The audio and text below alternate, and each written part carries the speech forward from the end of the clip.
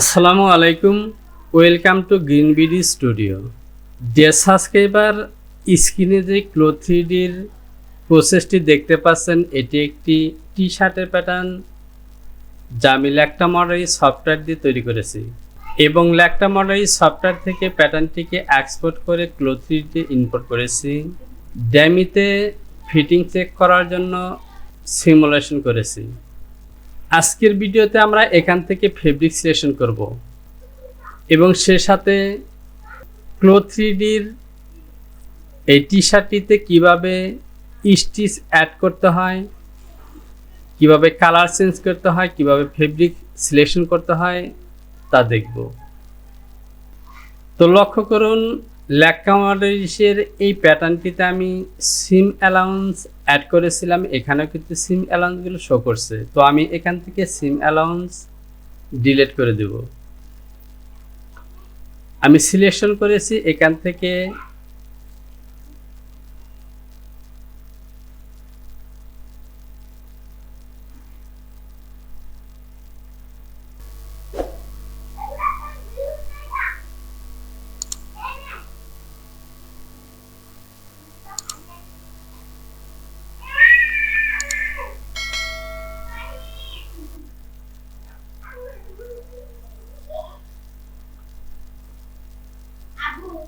এখান থেকে আমি চলে যাব ডান সাইডে। লক্ষ্য করুন, এ হলো আমার সিমের আইকন, যে ফাংশনটি সিলেকশন করে সিম অ্যাড করতে হয়। তো আমি এটিকে সিলেকশন করলাম, পিসগুলোকে সিলেকশন করেছি। লাইনের মধ্যে রাইট বাটন ক্লিক করব এবং ডিলিট। আমি পুরো পিসগুলোকে এভাবে সিলেকশন করলাম এবং এখান থেকে ডিলিট অল ব্যাজ লাইন।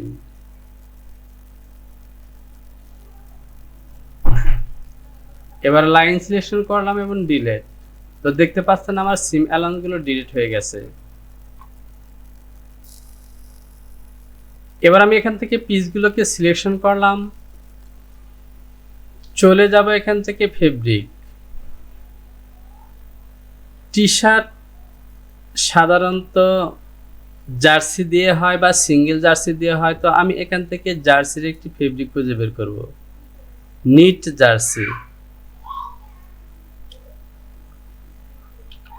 তো এখান থেকে আমি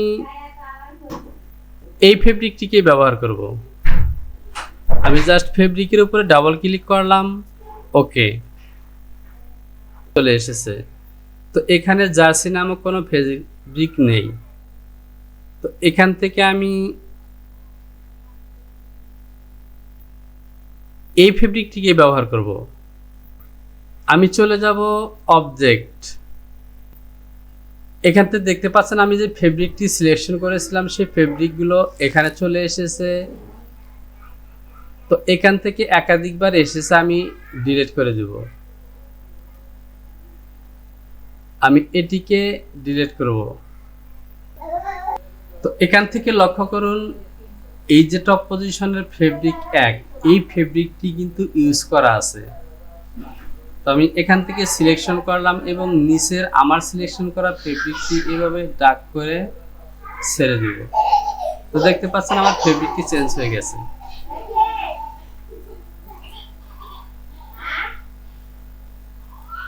তো একটি প্যাটার্নে এসেছে, আমি সবগুলো প্যাটার্নে দিব।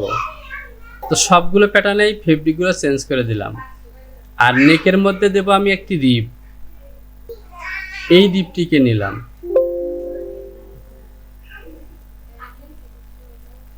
ওকে,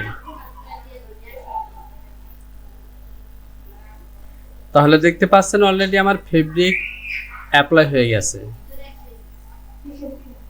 আমি এই ফেব্রিকগুলোর কালার চেঞ্জ করব। আমি ফেব্রিক সিলেকশন করলাম, প্রপার্টিজ ওপেন করব এবং এখান থেকে চলে যাব কালার। একদম নিচে লক্ষ্য করুন, এ হলো কালার। এখান থেকে আমরা এই সাদা অংশে ক্লিক করব। তাহলে দেখতে পাচ্ছেন কালার প্যানেল চলে এসেছে। এখান থেকে একটি কালার চুজ করুন।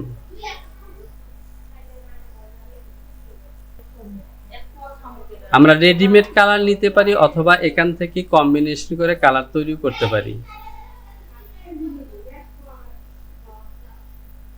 তো ধরুন আমি এই কালারটি নিলাম।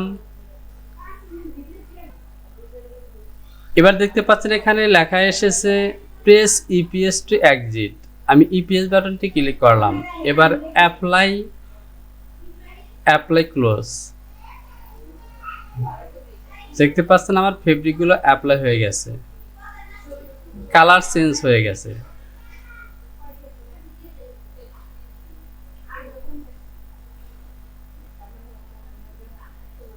এবার আমি যে কাজগুলো করব তা হলো স্লিপ এবং বডির বটম পজিশনে হেম করব।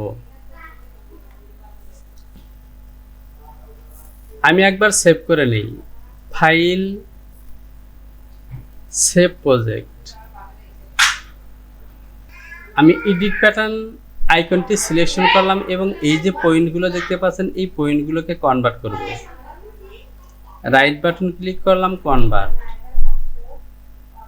এতে করে আমাদের কাজটা দ্রুত হবে। সিলেকশন করলাম, রাইট বাটন ক্লিক করলাম, এখান থেকে অফসেট প্যাটার্ন আউটলাইন। আমার হেম হবে 2 cm।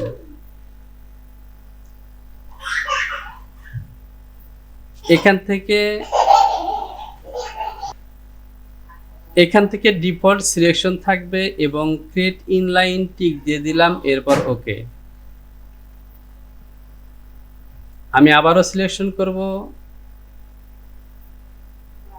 নিচের 2টি লাইন।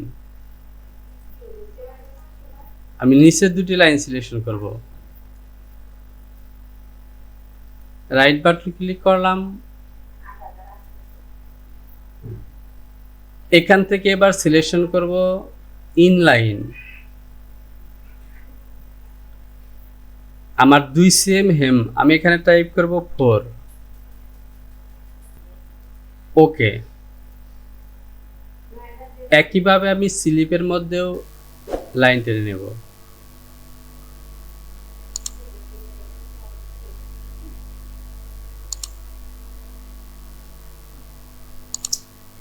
এখান থেকে অফসেট প্যাটার্ন আউটলাইন। পারপেন্ডিকুলারের তীর চিহ্নতে ক্লিক করে এখান থেকে আমি মিরর সিলেকশন করে দেব। এরপর যা আছে ওকে। এই অংশটিকে সিলেকশন করব। রাইট বাটন ক্লিক করব, ইন্টারনাল, ওকে। এবার আমাকে যে কাজটি করতে হবে তা হলো এই লাইনগুলোকে আমাকে স্টিচ দিয়ে সিম করে দিতে হবে। আমি চলে যাব সিম।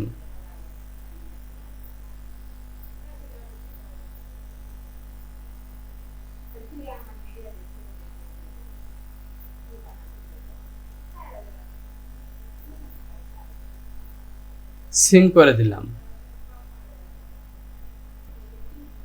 এবার আমাকে চলে যেতে হবে 3Dর যে আইকন প্যানেলগুলো আছে ঠিক এইখানে। এগুলো হলো 3Dর আইকন প্যানেল। এখান থেকে এই যে রোটেটের মতো আইকনটি দেখতে পাচ্ছেন এই অপশনটিতে ক্লিক করতে হবে।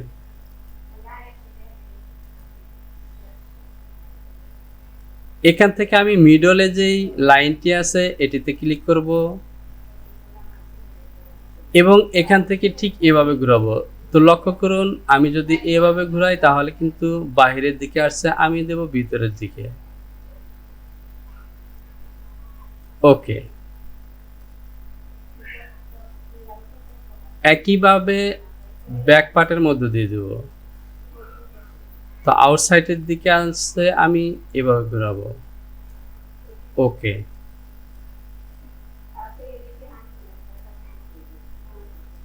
একইভাবে স্লিপ।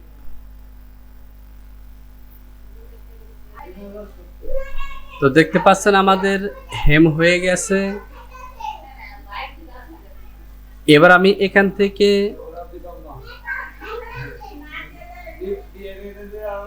সিমুলেশন দেব। এবার আমি চলে যাব এই আইকনটিতে। তো দেখতে পাচ্ছেন আমার বডির হেম হয়ে গেছে।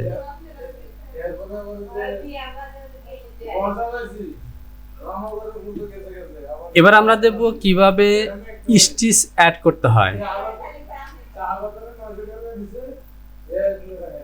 তো স্টিচ অ্যাড করা একদমই সিম্পল। আমরা 2Dর অংশটিকে বড় করে নিলাম।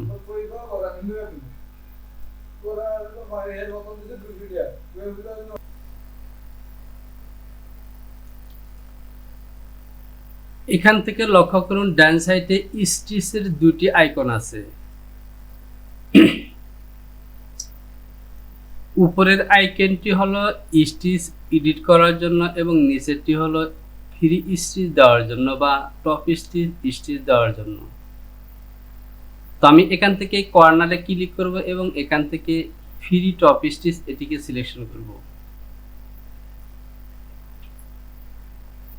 এরপর এখান থেকে ধরুন নেক পজিশনে আমি স্টিচ দেব। তো এ হলো আমার ফ্রন্ট নেক। তো দেখতে পাচ্ছেন স্টিচ অ্যাড হয়ে গেছে। একইভাবে ব্যাক।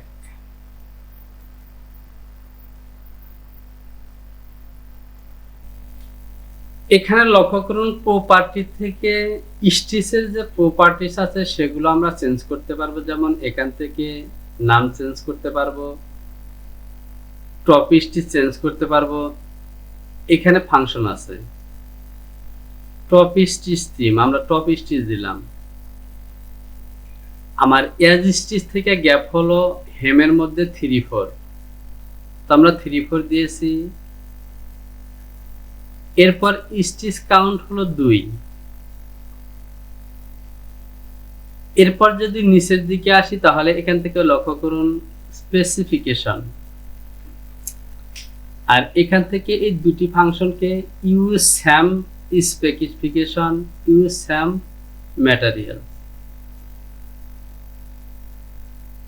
যদি নিচের গুলো আমি স্যাম ব্যবহার করতে চাই তাহলে এগুলো অন করে দেব, আর যদি আমি কাস্টম ভাবে আলাদা মডিফাই করতে চাই তাহলে অফ করে রাখবো।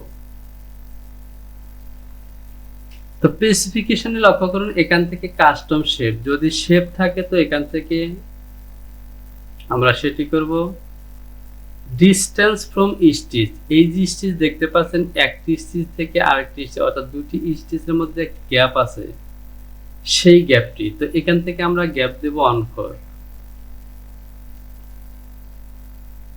তো দেখতে পাচ্ছেন অন4 গ্যাপে চলে গেছে।